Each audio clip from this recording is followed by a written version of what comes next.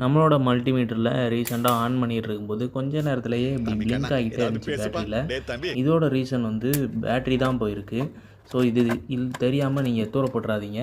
நம்ம இந்த ஸ்க்ரூ கழட்டிட்டு பார்க்கும்போது பார்த்தீங்கன்னா பேட்ரி வந்து பின்னாடியே செட்டப் இருந்திருக்கு. அதை நான் ஆல்ரெடி ப்ரெஸ் பண்ணி பார்த்தேன், கழட்ட முடியலை. அதனால தான் ஸ்க்ரூவை கழட்டினேன். சரி, ஓகே, ஃபைனலாக ஒரு தடவை ரிமூவ் பண்ணி பார்க்கலாம்.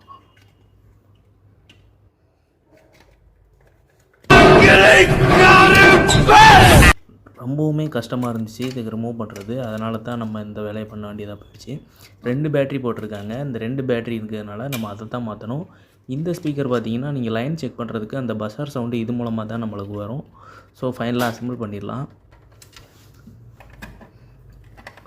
2 ஸ்க்ரூவை வச்சு இந்த பாக்ஸே முடிச்சிருக்காங்க. நம்மக்கிட்ட இந்த பேட்டரி கொஞ்சம் அதிகமாக இருக்கிறதுனால இதில் இருக்கக்கூடிய ஒரு செட்டை மட்டும் நம்ம யூஸ் பண்ணிக்கலாம்.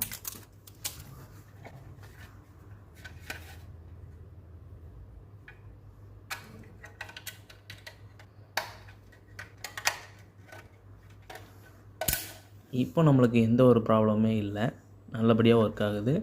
ஸோ எண்டு கப் மட்டும் போட்டு லாக் பண்ணிக்கலாம். இது போல் ஒரு யூஸ்ஃபுல்லான அப்டேட்டை நெக்ஸ்ட் வீடியோவில் பார்க்கலாம்.